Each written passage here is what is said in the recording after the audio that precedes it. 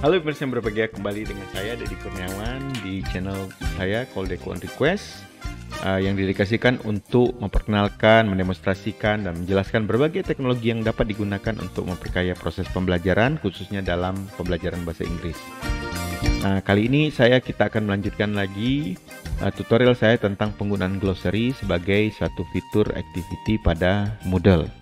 Jika pada video sebelumnya saya sudah cukup panjang lebar menjelaskan dan mengulas tentang apa itu glossary dan kemudian memberikan langkah-langkah dasar bagaimana cara menyiapkan glossary. Dalam video ini saya akan mencoba untuk mengambil student point of view, yaitu bagaimana cara membuat entry pada glossary dan apa saja komponen-komponen yang harus disediakan dalam sebuah glossary. Baik, kita tidak berpanjang lebar, kita akan langsung masuk ke dalam tutorial. Selamat menyaksikan. Nah, jika pada minggu sebelumnya saya sudah dalam video sebelumnya sudah membuat satu glossary dan kita beri nama Glossary in Linguistics, maka kali ini saya akan mencoba menampilkan dari sudut pandang mahasiswa ya. Oke, kita tukar dulu kalau begitu biar nampak lebih real. Oke, misalnya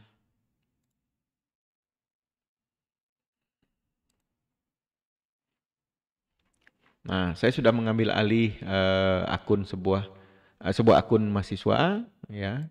Kita masuk ke glossary. Nah, ini adalah tampilan dasarnya karena memang belum ada isinya. Jadi di sini kita hanya bisa melihat deskripsi, penjelasan ya, apa yang diinginkan dalam tugas ini.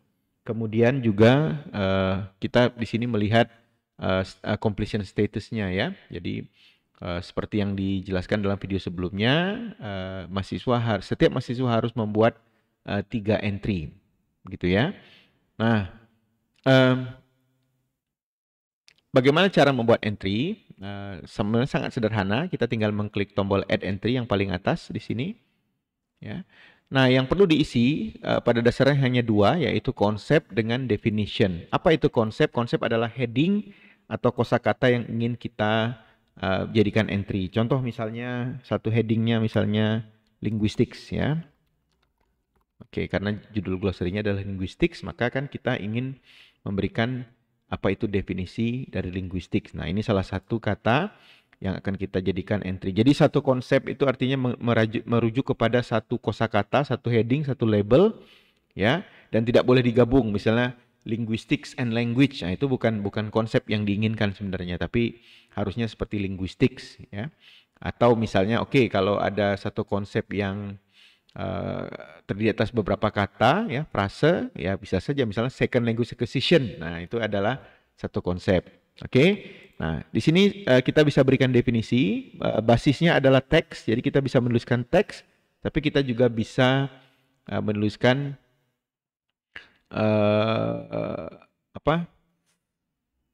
memberikan gambar, video, link dan lain-lain. Untuk sementara saya akan membuat yang sederhana dulu. Apa itu ya? Jadi linguistik adalah scientific study of human language. Jadi sumbernya bisa dari definisi kita sendiri, kita bisa menulis definisi sendiri atau bisa menggunakan sumber ya. Tapi saya biasanya kalau mahasiswa membuatnya menggunakan sumber, maka sumber itu wajib dikutip ya. Nah, begitu saja.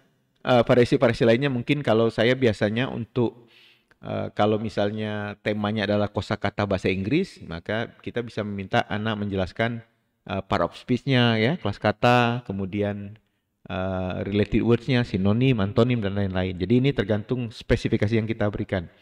Nah, yang lain itu pada dasarnya tidak penting, tidak perlu diisi, tapi kalau mau kita bisa menggunakan misalnya keywords ya.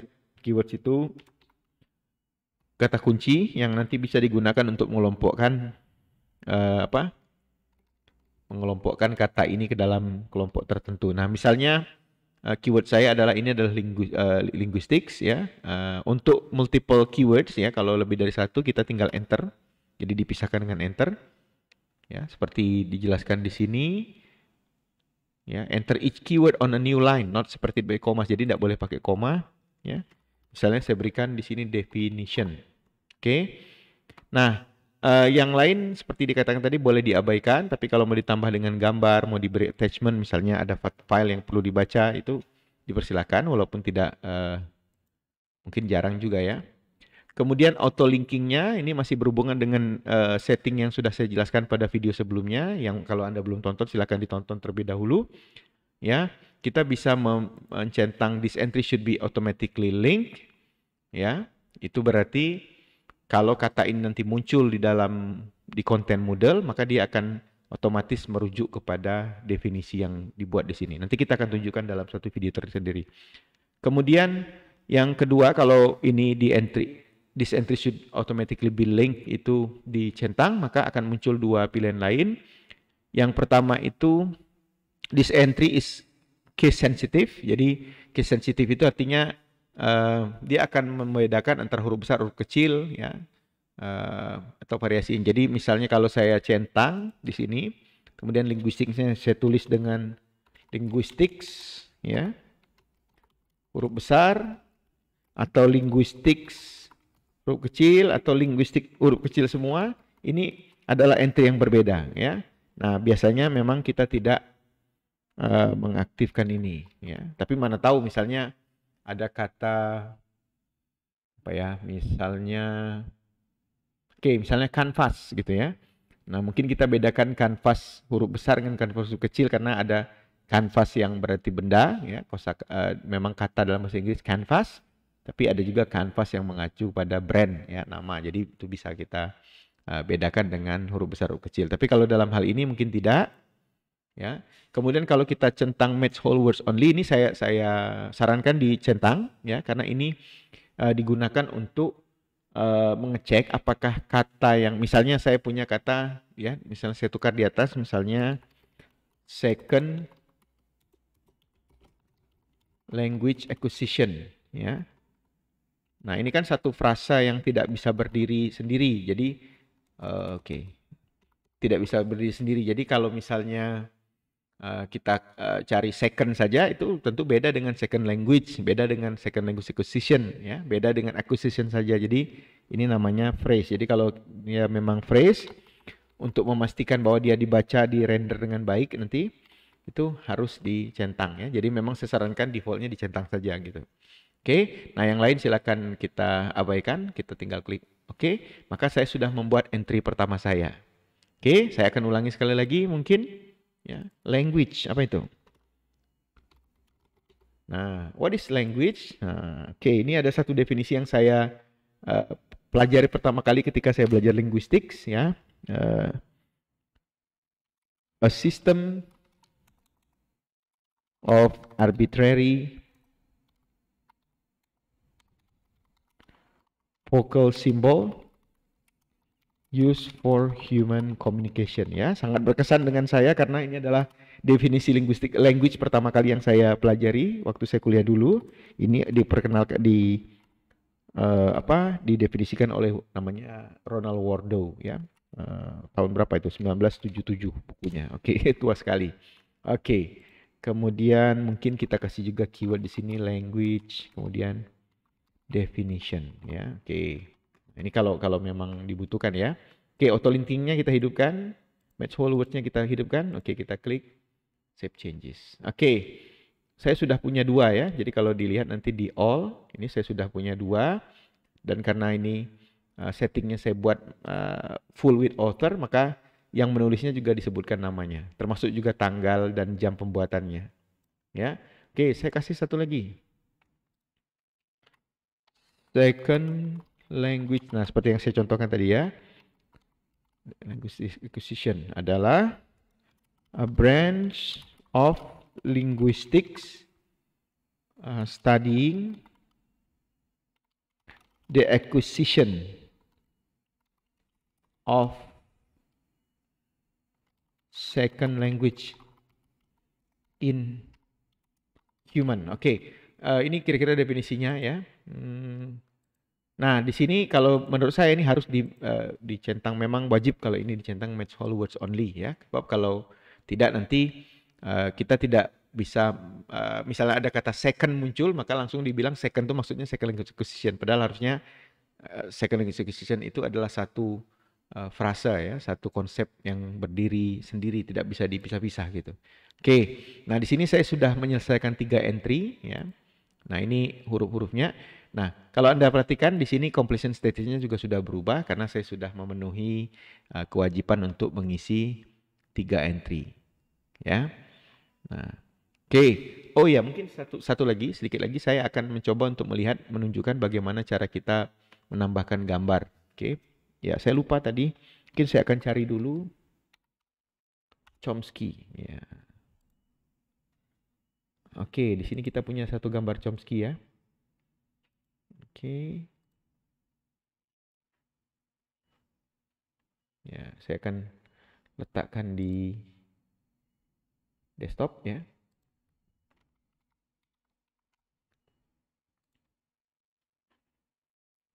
Oke. Ini kita balik ke glossary. Nah, saya ingin menunjukkan bahwa glossary juga tidak melulu harus apa namanya itu melulu teks, tetapi kita juga bisa menambahkan gambar ya. Noam Chomsky. Oke. Jadi Noam Chomsky is one of the most well-known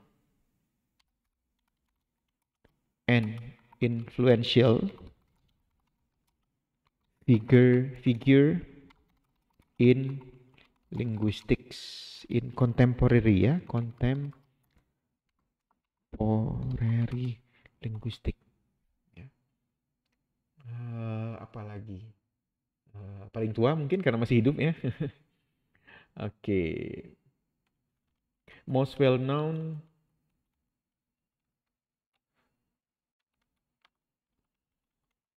living figure gitu ya, mungkin karena dia masih hidup ya.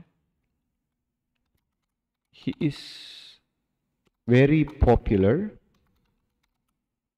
and widely cited by linguists. Apa ya? Thanks to his theories ya, known as generativism. Oke, ini sedikit saja ya. Nah, kemudian kita seperti saya katakan, saya sudah menyiapkan gambar. Kita bisa menambahkan gambar untuk untuk memperkaya tampilan ini. Dan ini juga caranya sama dengan yang pernah kita tunjukkan dalam video-video sebelumnya untuk menyisipkan gambar ya. Noam Chomsky, kita kasih deskripsi sedikit ya. Kemudian kita save image. Nah, sehingga dia bisa dia bisa menghiasi atau memberikan ilustrasi terhadap penjelasan saya. Nah, auto linking kita hidupkan. Ini juga. Ya.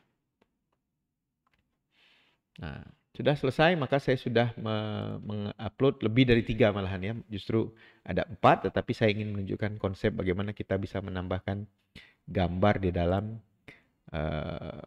entry glossary kita.